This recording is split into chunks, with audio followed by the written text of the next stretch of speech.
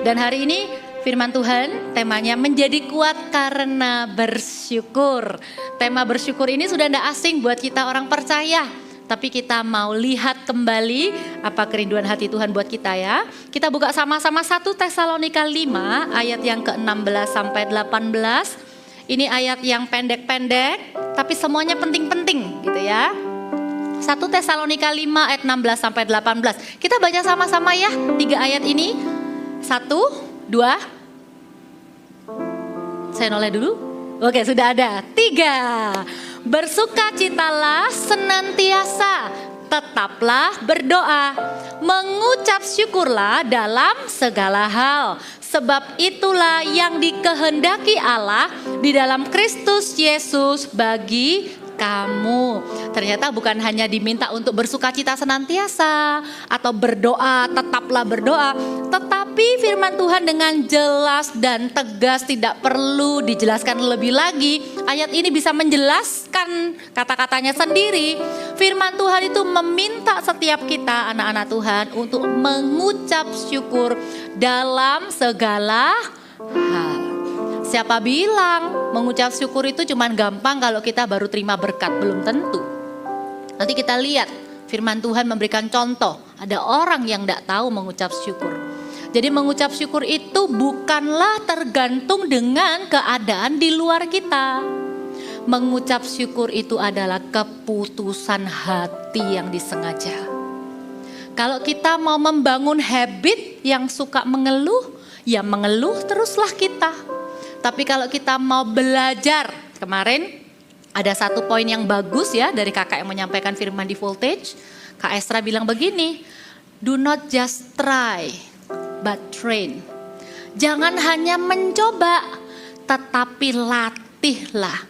Saya langsung ingat, oh iya, membangun kebiasaan mengucap syukur itu juga bukan just try atau hanya mencoba. Udahlah, cobalah. Coba mau belajar jadi orang yang bersyukur. Tiba-tiba diingatkan lagi. Iya kok barusan gak bersyukur ya. Lalu kita berhenti. Mengucap syukur dalam segala hal adalah proses seumur hidup. Keputusan hati yang harus kita ambil daily.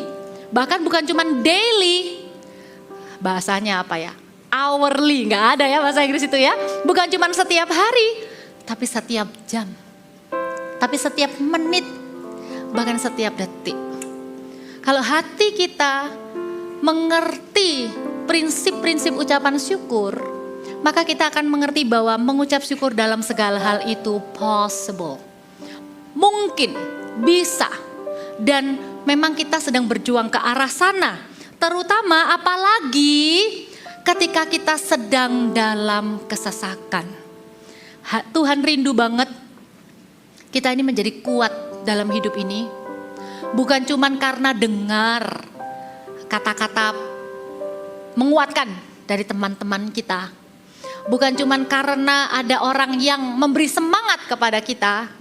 Tapi kita menjadi kuat karena kita tahu bagaimana bersyukur. Ya, kita buka ayat firman Tuhan. Dikatakan di Amsal 24 ayat yang ke-10. Amsal 24 ayat yang ke-10 kita baca sama-sama ya. 1, 2, 3. Jika engkau tawar hati pada masa kesesakan, kecillah kekuatanmu. Di dalam masa kesesakan itu di level yang paling sederhana, sesuatu yang membuat kita tidak nyaman. Bisa jadi kondisi fisik, kita udah pengen makan ke tempat yang kita sudah lama tunggu-tunggu, ternyata ngantrinya panjang. Ya oke lah. Masa kesesakan gitu ya. Tapi ya jangan lebay gitu lah ya. Kalau dalam hal kecil gak enak begitu aja kita udah terbiasa mengeluh. Kita akan expert dalam mengeluh. Kita akan expert dalam hal komplain. Ketika masalah jadi semakin besar.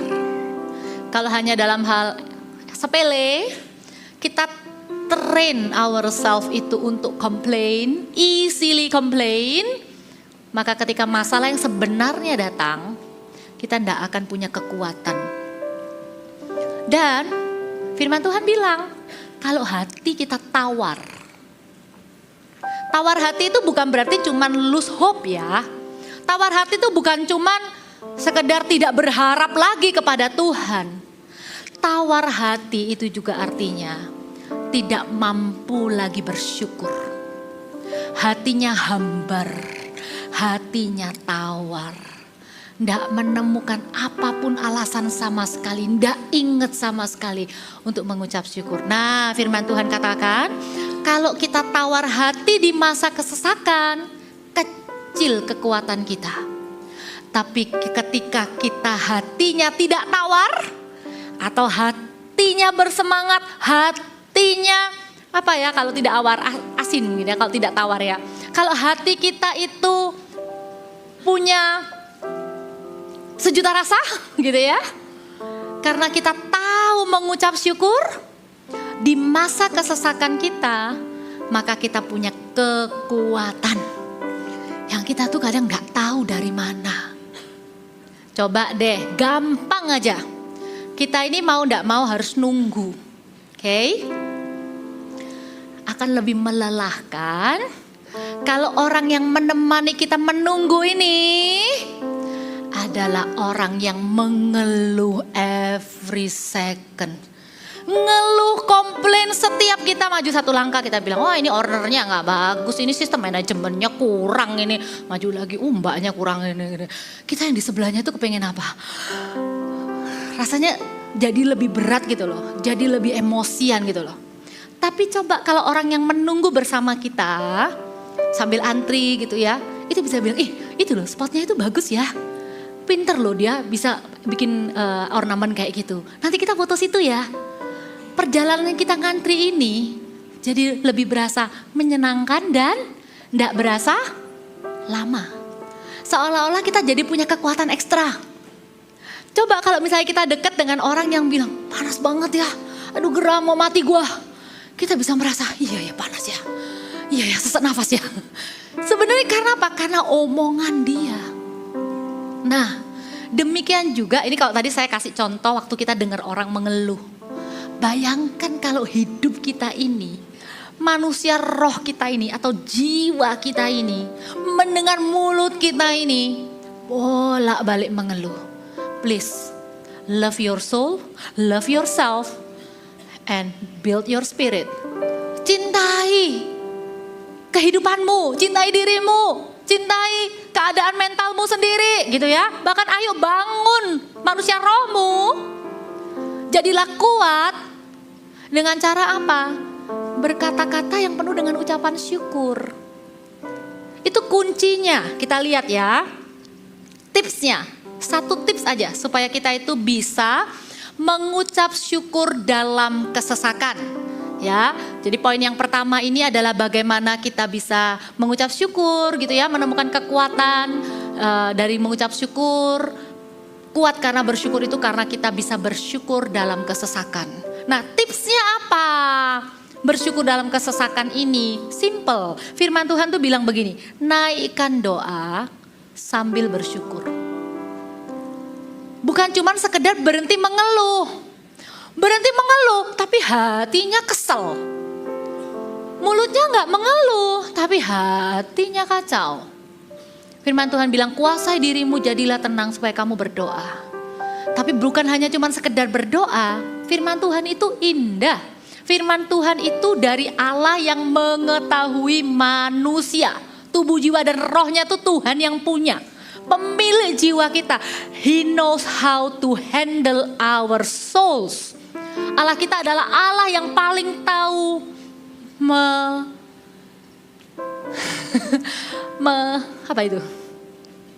mengelola jiwa kita. Paling tahu bagaimana caranya kita itu memperlakukan jiwa kita. Allah kita tuh paling tahu. Makanya firman Tuhan bilang begini, Filipi 4 ayat yang ke-6 sampai 9. Semoga ayat demi ayat ini menguatkan setiap kita. Dikatakan begini, janganlah kamu khawatir tentang apapun juga. Tetapi nyatakanlah dalam segala hal keinginanmu kepada Allah. Perhatikan, dalam doa dan permohonan dengan ucapan syukur. Kita kadang kalau baca ayat ini, kita cuma fokus ke kata apa? Jangan khawatir, doa aja. Ternyata firman Tuhan itu nggak bilang doa aja. Tuhan itu juga bilang kalau kamu khawatir, kalau kamu sedang dalam kesesakan, kamu bingung, pernah ngalami kekhawatiran? Sesak ya rasanya ya. Kekhawatiran itu ketika everything happen out of control. Kalau sesuatu tuh kita tidak bisa kontrol, kita tidak bisa kendalikan, di situ kita khawatir. Kalau kita bisa kendalikan, pasti kita nggak khawatir. Gampang, nanti papa urus. Gak mungkin khawatir. Tapi ketika terjadi sesuatu yang tidak diharapkan dan di luar kendali kita, waktu kekhawatiran mulai muncul, di situ hati mulai sesak. Karena karena kita tahu kita tidak bisa berbuat apa-apa. Karena kita tahu ini bukan karena usaha kita. Belum tentu berhasil, gimana ini caranya? Khawatir kita. Khawatir tentang masa depan. Nanti kalau tua aku bagaimana? Aku dipelihara siapa? Khawatir tentang anak mau berangkat keluar kota. Nanti di sana siapa yang jaga, siapa yang ngingetin, kalau sakit dia bagaimana? Cicilan dan lain-lain, kita khawatir. Dan kekhawatiran itu menyesakkan hati. Tapi firman Tuhan bilang dengan jelas, kalau kita khawatir, nyatakan kepada Tuhan dalam segala hal keinginanmu. Tuhan itu baik. Kalau berurusan dengan kekhawatiran, Tuhan itu bilang naikkan keinginanmu. Karena orang yang khawatir, keinginannya itu tidak akan aneh-aneh. Biasanya Tuhan tuh bilang, Allahku akan memenuhi segala kebutuhanmu, bukan keinginanmu. Tapi kenapa kalau hal khawatir, Tuhan bilang naikkan keinginanmu. Karena kalau orang yang khawatir, keinginannya apa? Supaya kekhawatirannya tidak terjadi. Waktu orang khawatir berdoa, waktu orang sesak tuh berdoa, pasti yang dia inginkan adalah Tuhan melepaskannya. Tuhan menolongnya, Tuhan meluputkannya, Tuhan membelanya, Tuhan memberkatinya, benar? Dan keinginan ini kata Tuhan naikkan di dalam doa permohonan dengan ucapan syukur. Jangan hanya berdoa, tapi bersyukur. Mengapa? Supaya doa tidak menjadi hanya sebagai tuntutan di dalam nama Tuhan Yesus Kristus. Doa itu bukan tuntutan Bapak Ibu Saudara. Doa itu komunikasi dengan Tuhan. Doa itu berbicara dengan Allah. Memang boleh kok kita tuh minta. Tuntutan doa itu hanya akan menjadi sebuah tuntutan kalau kita tidak mengucap syukur. Bagaimana kita bisa kuat di dalam kesesakan, bersyukur dalam kesesakan, berdoa sambil mengucap syukur. Caranya bagaimana? Misalnya waktu kita berdoa, kita bilang Tuhan, aku khawatir ini itu. Tapi bilang, tapi thank you loh Tuhan. Waktu lalu itu, waktu dia ini sakit, Tuhan itu kirim dokter yang baik. Jadi waktu itu cepat keluarnya dari rumah sakit. Jangan lupa waktu kita berdoa, Tuhan sembuhkan anakku. Bilang terima kasih sama Tuhan. Makasih ya Tuhan, dia ini gampang prosesnya, minum obatnya enggak susah. Terima kasih ya Tuhan. Kami minta ya Tuhan anak ini sembuh. Tapi terima kasih ya Tuhan. Kami jadi lebih sering berdoa bersama keluarga. Tambahkan ucapan syukur waktu kita menaikkan doa. Maka yang terjadi di ayat-ayat selanjutnya baru akan digenapi. Yaitu apa? Damai sejahtera Allah yang melampaui segala akal akan memelihara hati dan pikiranmu di dalam Kristus Yesus. Sekarang kita tahu ya, kenapa orang sudah berdoa, tapi kok masih pikirannya kacau? Jangan-jangan karena doanya tidak disertai dengan ucapan syukur. Kuasa pengucapan syukur itu bisa mendatangkan damai sejahtera yang melampaui segala akal. Dan damai itu bukan cuman muncul tiba-tiba atau sebentar saja. Tapi firman Tuhan katakan damai sejahtera Allah yang melampaui segala akal itu akan memelihara. Will be continuously. akan memelihara, akan ada terus memelihara itu bukan cuma sekali memberi makan. Itu namanya feeding. Tapi kalau memelihara itu artinya taking care of your soul during the time of suffering. Maka damai sejahtera itu akan menyertai kita sepanjang kesesakan itu belum selesai. Makanya kita tetap bisa bersyukur kepada Tuhan di tengah-tengah masalah yang berat sekalipun. Karena damai itu kuncinya di hidup kita adalah doa dan ucapan syukur. Banyak-banyak bersyukur ya, amin. Ya, ayo kita latih diri kita. Latih diri kita untuk banyak-banyak mengucap syukur. Bukan bilang gini ya, syukur, syukur. Bukan. Mengucap syukur itu artinya bilang gini, terima kasih Tuhan. Ayo bilang sama-sama, terima kasih Tuhan.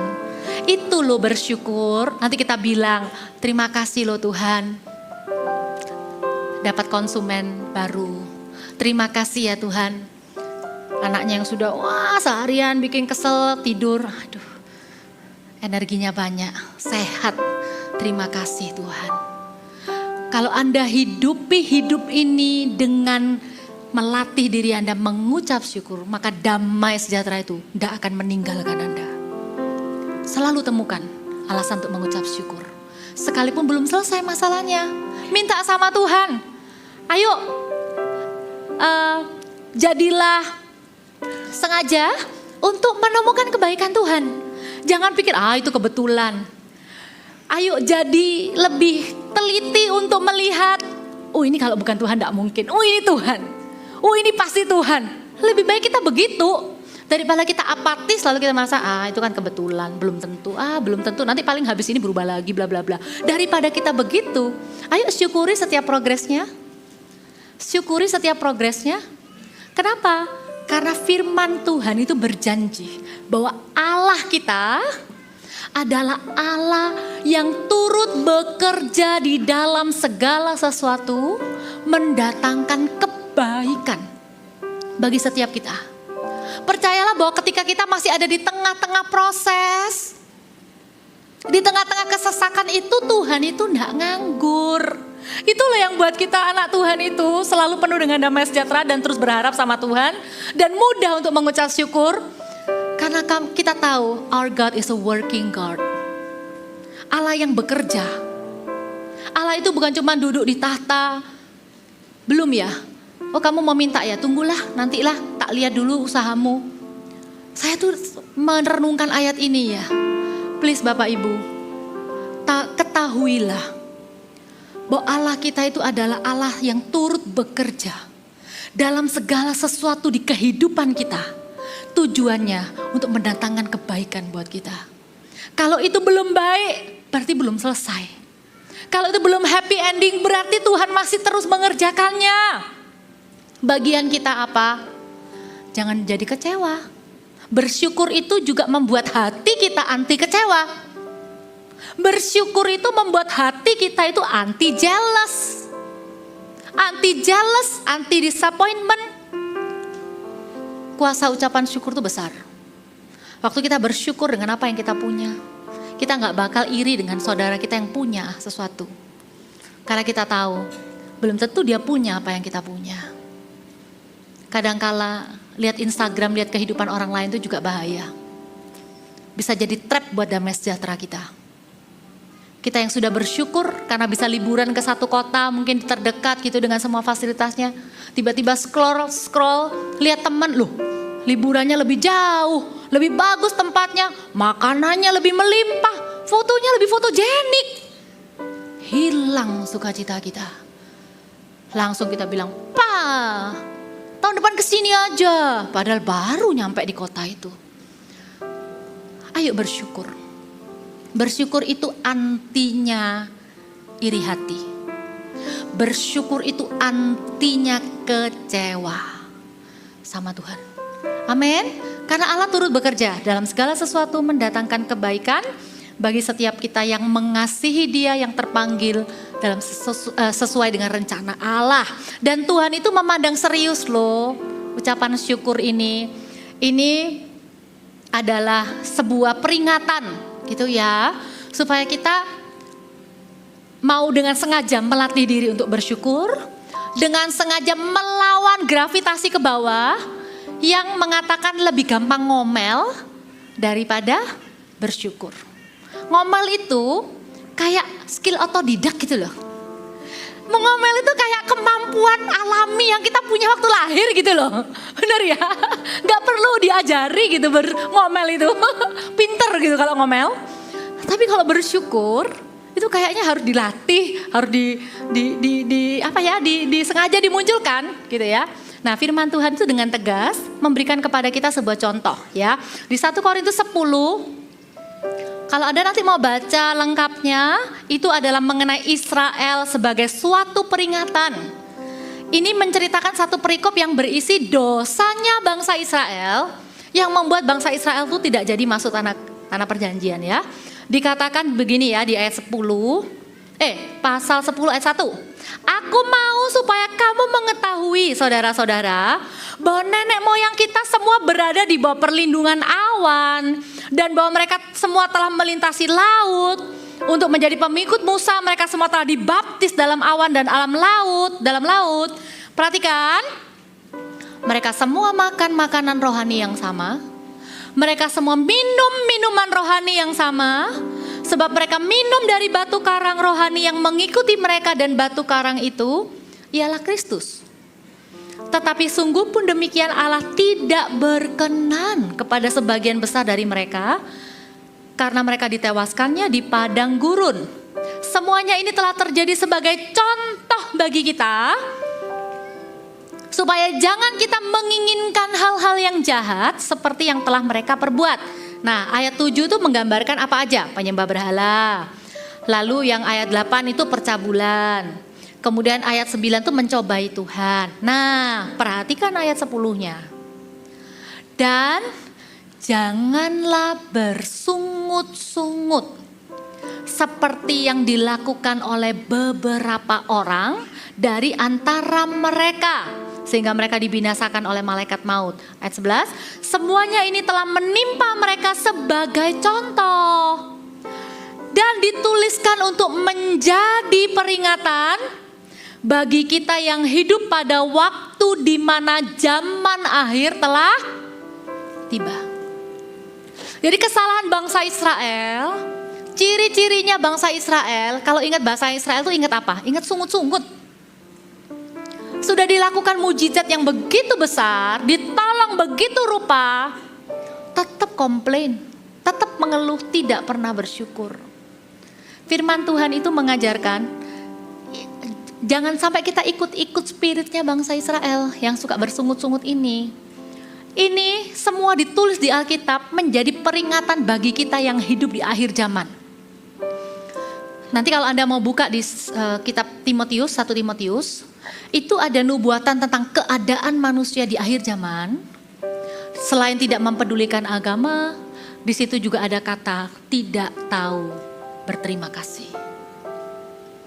Maka syukur itu bukan hanya di masa kesesakan saja, tapi mengucap syukur kepada Tuhan juga termasuk ketika Tuhan telah menolong kita.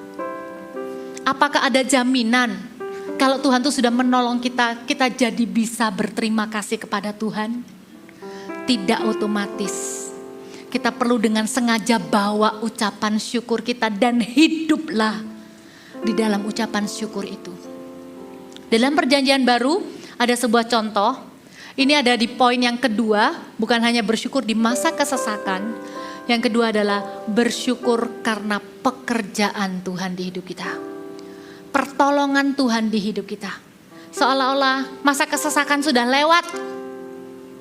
Ya, di sini dikatakan perikop ayat ini tuh mengajarkan kepada kita untuk melatih diri menjadi orang yang tahu berterima kasih setelah kita menerima kebaikan Tuhan. Nanti kita bisa praktekkan ke sesama ya. Jadilah orang yang tahu berterima kasih kepada sesama. Pasti deh kalau hati kita penuh ucapan syukur kepada Tuhan, tidak sulit kok untuk kita bilang terima kasih kepada sesama. Ya, Dikatakan begini, Lukas 17:11-19, ceritanya ada 10 orang kusta. Ini bukan perumpamaan ya, ini benar-benar kejadian. 10 orang kusta ini ketemu sama Tuhan Yesus. 10 orang kusta ini datang menemui Yesus. Kemudian walaupun mereka itu tetap berdiri agak jauh, mereka berdiri, mereka berteriak, "Yesus Guru, kasihanilah kami." Orang kusta ini tahu bahwa penyakitnya itu tidak akan pernah bisa sembuh, kecuali Yesus yang menyembuhkan. Makanya mereka memberanikan diri untuk berteriak kepada Yesus dan berkata, "Kasihani kami." Yang terjadi, Yesus itu langsung memberikan sebuah instruksi yang instan. Dikatakan, "Pergilah, tunjukkan dirimu kepada imam." Wow, ini bukan orang tidak beriman loh Bapak Ibu Saudara. Ini orang yang langsung melakukan petunjuk Tuhan. Ini orang yang punya iman, tapi cuma satu, lupa bersyukur. Orang-orang ini 10-10-nya langsung berangkat. Dan ketika mereka berada di tengah jalan, mereka menjadi suci. Artinya mereka sembuh, tahir ya. Ketika salah satu dari mereka melihat bahwa dirinya telah sembuh, bayangin ya, dari 10 cuma satu yang lihat, "Loh, aku sudah sembuh." Lalu orang ini kembali memuliakan Allah dengan suara nyaring. Ayat 16 berkata, lalu tersungkur di depan kaki Yesus dan mengucap syukur kepadanya. Thank you Yesus, thank you Jesus. Pria itu adalah orang Samaria. Lalu Yesus berkata, bukankah yang 10 orang itu sudah disucikan? Di manakah yang 9? Bukankah di antara mereka adakah yang kembali memuliakan Tuhan selain orang asing? Karena ini orang Samaria. Lalu ia berkata kepada orang itu, bangunlah dan pergilah, imanmu telah menyelamatkanmu. Di sini kita bisa lihat ya, kok kayaknya Tuhan itu mencari ucapan terima kasih kita ya. Iya memang. Tuhan itu tidak mau kita melupakan kebaikannya dengan begitu cepat. Hanya karena kita sudah menerima pertolongan tangannya. Lalu kita lupakan pribadinya. Yang dia inginkan itu waktu tangannya bekerja, hatinya menerima kita. Kita melekat kepada pribadinya Tuhan. Orang ini yang 9 lupa. Mereka hanya fokus kepada apa yang menjadi doanya. Sehingga ketika doanya dijawab, mereka sudah lupa dengan Tuhan yang memberikannya. Lupa berterima kasih, dan ternyata kebiasaan lupa berterima kasih ini bukan hanya menjadi sebuah karakter yang paling enggak dia jadi orang yang enggak dijauhin teman karena suka komplain. Paling-paling Tuhan ya sebel-sebel gitu ya. Kok enggak tahu berterima kasih. Coba lihat, perhatikan ayat ini dengan sungguh-sungguh. Pembedanya antara orang yang kembali berterima kasih dengan 9 orang yang tidak berterima kasih adalah ini. 9 orang yang pergi dan tidak kembali berterima kasih, mereka hanya mendapatkan kesembuhannya. Tapi orang yang kembali untuk tersungkur menyembah, mengaku Yesus adalah Tuhan, bersyukur kepadanya, dia memperoleh keselamatan jiwanya. Karena Tuhan Yesus bilang, pergilah, imanmu bukan menyembuhkan, tapi menyelamatkanmu. Jangan anggap enteng ucapan syukur kepada Tuhan. Waktu kita ada masalah, bersyukur Tuhan menyertai. Waktu kita diberkati, selalu ingat bahwa sumber berkat kita itu adalah Tuhan. Supaya ketika kita mengalami perbuatan tangan Tuhan yang ajaib, kita ditolong, kita dipromosi, kita diberkati. Kita tidak dapati menjadi orang yang lupa berterima kasih, kita lupa akan pribadi Tuhan, kita lupa kembali tersungkur dan bersyukur seperti satu orang kusta ini. Maka jiwa kita akan menghilang dari hadirat Tuhan juga. Karena kita sudah dapatkan apa yang kita inginkan, Bapak Ibu. Apa yang kita inginkan hari ini? Pekerjaannya atau pribadinya? Inginkan Tuhan lebih dari kita menginginkan pertolongannya. Kenapa kita bisa bersyukur dalam segala hal? Karena kita tahu Allah turut bekerja. Waktu kita bersyukur di masa kesesakan, kita dapat kekuatan yang baru. Tapi kita bisa bersyukur juga atas pertolongan Tuhan. Bahkan sekalipun kita ini tidak bisa melihat apa-apa. Kita tidak bisa lihat bukti pekerjaan Tuhan di hidup kita. Kita tidak bisa lihat apa yang kita minta itu kayak mulai digenapi dikit-dikit menuju penggenapan. Tetap kok kita bisa mengucap syukur. Alasan kita bisa mengucap syukur dalam segala hal yang tidak ada kaitannya dengan kita dalam kesesakan atau kita sedang ditolong atau tidak, adalah ketika kita mengucap syukur karena pribadi Allah sendiri. Tidak ada hubungannya dengan apa yang dia sudah atau belum lakukan dalam kehidupan kita. Daud itu mengajari kita nilai yang mulia. Daud itu bilang begini, 1 Tawarik 16 ayat 34 ini ayat yang terakhir. Bersyukurlah kepada Tuhan sebab Ia baik. Bahwasanya untuk selama-lamanya kasih setianya. Alasan kita bersyukur kepada Tuhan bukan karena doa kita dijawab. Alasan kita bisa bersyukur sama Tuhan bukan semata-mata karena kita ditolong sama Tuhan. Alasan utama kita bisa mengucap syukur kepada Tuhan, kata pemazmur Daud, adalah karena Dia adalah Allah yang baik dan selama-lamanya Dia Allah yang setia. Dengan demikian, tidak ada alasan untuk kita tidak bisa mengucap syukur. Amin. Amin. Terimalah kekuatan Anda dalam ucapan syukur. Anda akan menguatkan orang lain. Anda tidak sendiri. Walaupun Anda udah mulai merasa, kadang orang tuh kalau sudah menjadi lebih usianya lebih tua, anak-anak sudah besar, anak-anak sudah mandiri, anak-anak sudah punya kesibukan. Kadang-kala kita merasa sendiri. Ayo bersyukur. Mungkin kita sudah ditinggal pasangan, dulu bisa jalan-jalan bareng pasangan. Sekarang kita sendiri, anak-anak juga sudah sibuk sendiri. Bersyukur. Bersyukur, Tuhan akan memberikan damai kepada Anda. Bersyukur karena Dia Allah yang baik. Bersyukur karena kasih setianya tidak berubah selama-lamanya.